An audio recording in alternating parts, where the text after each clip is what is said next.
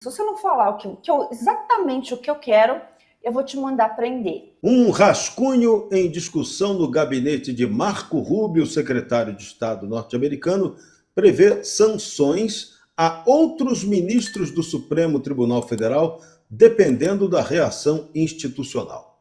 Além do já cotado Alexandre de Moraes, aparecem lá na listinha de Rubio nomes como o procurador-geral Paulo Gonet, o presidente do STF, Luiz Roberto Barroso, o decano Gilmar Mendes, além de delegados da Polícia Federal e parentes desses personagens.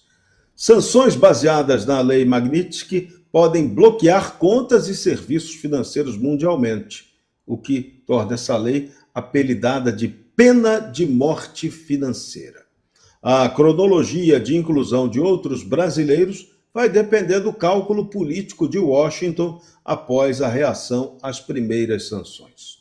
Uma dúvida: será que a estratégia seria orquestrada em fases para, de repente, descartar ou desgastar o Supremo e forçar aí um recuo no julgamento contra Jair Bolsonaro, cuja previsão é condenação?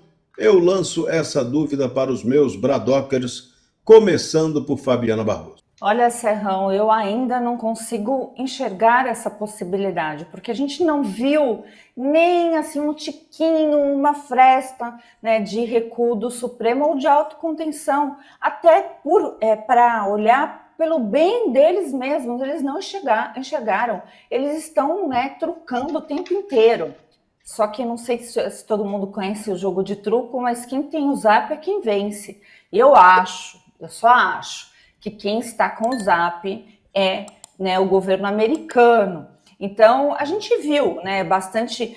O ministro Alexandre de Moraes não está normal, está exaltado. Eu sei, eu sempre falo isso porque eu assisto os julgamentos, e se não, porque não nos deixaram, né? Esse é um dos grandes problemas. Mas tudo que é retratado pela mídia, que é permitida, né, de acompanhar, ele passou da medida. Hoje, né, ameaçar uma testemunha é tipo assim: se você não falar exatamente o que eu quero, eu vou te mandar prender, né? E se você falar aqui coisas óbvias, que você como testemunha tem liberdade, né, da palavra, eu vou dizer que isso é um desacato à autoridade, né? É assim, é tão Brasil atual, né? Tão assim, é moda da Janja que recomendou isso, né? Que disse aí também: ai, é maravilhoso essa censura chinesa. O que tem de mais as pessoas deixarem de falar o que pensam? Ainda mais em juízo, gente. Em juízo, sabe que tem um negocinho chamado contraditório, que é justamente para sanar as dúvidas processuais e para que se aplique a justiça. Se você manda uma testemunha responder com sim ou não, já era, não é mesmo? Nem a justiça do trabalho, Serrão, que juiz tem zero paciência e que ele fica, né, vamos fazer logo essa audiência porque ele tem marcado de 5 minutos e é verdade, ele não fica com sim ou não, sim ou não, sim ou não. Não fica, gente. Então, tá complicado esse Brasil de meu Deus aí, mas tá todo mundo aguardando essa lista de sanção. Eu acho que tá rolando até bolão nos grupos. Dácio Bracarense, tem uma estratégia montada para beneficiar Bolsonaro nessa história? Ou, na verdade, os americanos estão agindo em função de denúncias que receberam e da sua legalidade? O que você acha? Pois é, como conservador, eu deveria dizer que existe uma estratégia para beneficiar o Bolsonaro, para poder salvar o Bolsonaro de uma prisão, para poder defender o campo conservador no Brasil. Só que existe um pouco de romantismo nessa tese. Existe uma visão, talvez, política, eleitoral nessa tese.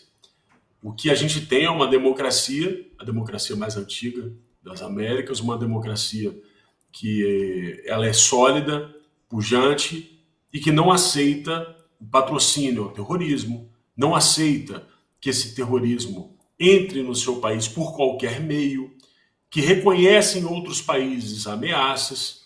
E, obviamente, hoje o Brasil não é um país respeitado do ponto de vista dos direitos humanos, do ponto de vista da democracia, da liberdade de expressão, e, inclusive, é um país que sofre de uma certa má fama por conta da leniência que trata grupos terroristas de diversos matizes. Na nossa tríplice fronteira, no sul do país, tem registros de atividades de organizações criminosas e terroristas que atuam pelo mundo inteiro, sobretudo organizações do Oriente Médio, e no eixo Rio-São Paulo tivemos no mínimo 2 organizações narcoterroristas que se espalharam pelo país inteiro e hoje exportam traficantes mundo afora. Inclusive, existem iniciados de uma dessas organizações em solo americano. E quando os Estados Unidos, seu sistema de inteligência, observa que a institucionalidade brasileira está preocupada em prender uma manicure que escreveu com um batom numa estátua, veja só, que sai com água de chuva, né, que está preocupado em calar, perseguir, prender jornalistas que podem denunciar esses absurdos, enquanto criminosos, traficantes, terroristas ficam soltos, alguns deles até participando da vida pública, patrocinando ou não ações políticas. Obviamente, esse país precisa se defender. Portanto, é um ato da democracia americana.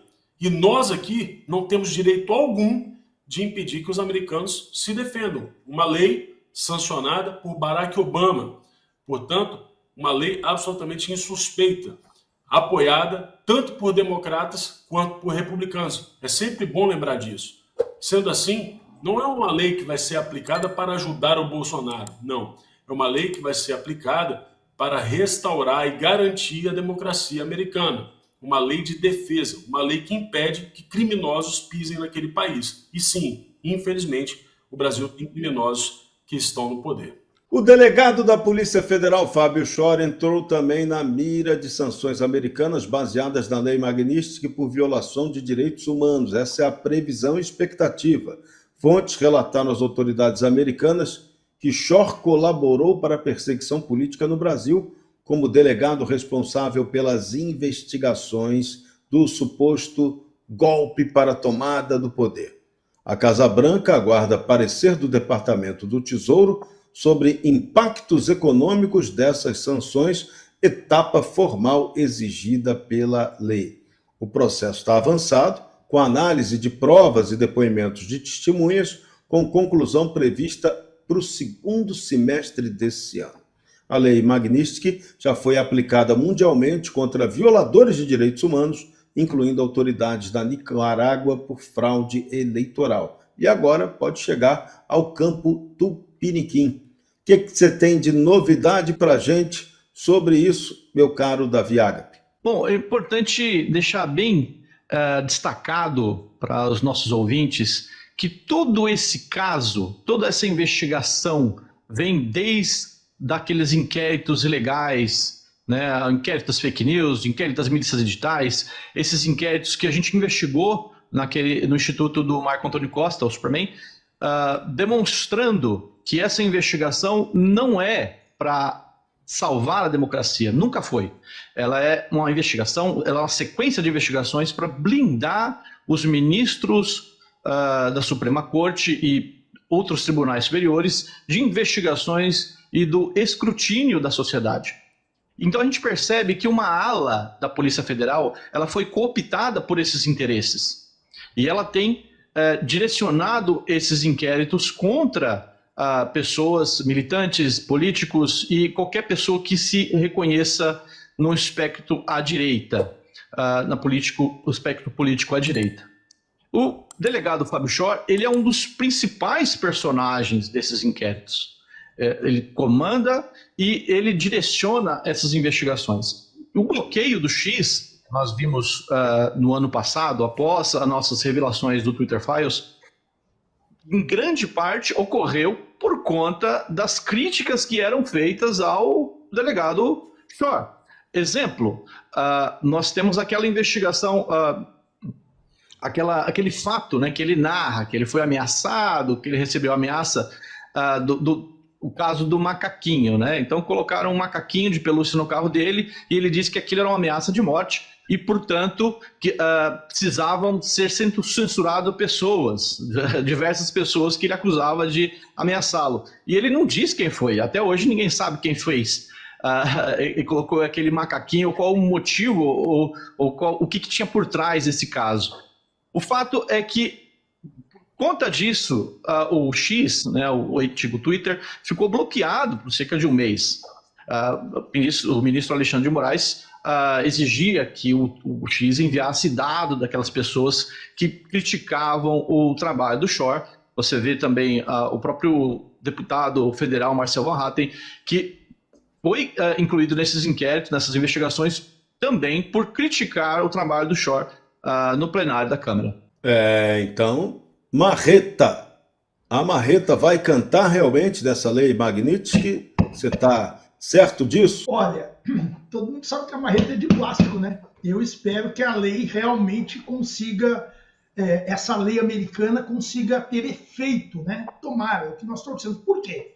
Porque quando nós vemos um país como o Brasil, né, onde toda hora há uma interferência de um determinado poder sobre o executivo, sobre o legislativo, que começa a restringir o direito individual de cada um, a liberdade de expressão, com pretexto de combater desinformação. O Davi estava falando aí, e eu já me lembrei, se um delegado da Polícia Federal não consegue identificar quem é que colocou um macaquinho numa suposta ameaça, chega até a ser ridículo. Os caras conseguem descobrir coisas infinitamente difíceis e não vão conseguir, não tem câmera na rua onde estava, ou no estacionamento. Essa história para boi dormir. O que eu entendo é que o delegado, né, ele tem que ser, sim, punido, porque ele recebe uma ordem, ele tem conhecimento, e ele sabe que a ordem é fictícia, ilegal, que é uma ordem que não deveria ser cumprida. E se ele está cumprindo, ele está dizendo sim, eu concordo com isso, está aparelhando também a sua instituição, que é a PF. E esse tipo de grupo que é formado aí, se não for punido, não vai retroceder. Nós esperamos que realmente a comunidade internacional possa se despertar, porque o Brasil precisa ser protegido por esta situação que está recebendo aí, que é o abuso do poder. Todo mundo tem medo. Eu tenho medo hoje de falar com qualquer um que seja magistrado, porque eu não sei se ele vai me olhar diferente, não vai gostar do meu óculos, não vai gostar da minha marreta e vai tentar dizer que eu estou ameaçando. Então, precisa sim que essas sanções aconteçam no Brasil.